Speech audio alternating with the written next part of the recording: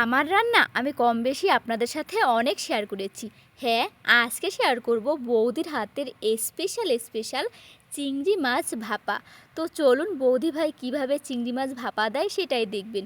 আর আমার বৌদি ভাইয়ের হাতের রান্না একটু স্পেশালই হয়। তো যাই হোক, পাতিলে তেল দিয়ে দিল। আর হ্যাঁ, অনেক বেশি মশলার কিন্তু প্রয়োজন হয় না চিংড়ি মাছ ভাপায়। শুধু হলুদ, লবণ, মরিচ, নারকেল আর সরিষা এটা বেটেই তো মেখে নিল। দেখুন কত সুন্দর হয়েছে, আর এখন কাঁচা একটা ঘ্রাণ আসছে অসাধারণ। এরপরে একটু সরিষার তেলও দিয়ে দিল।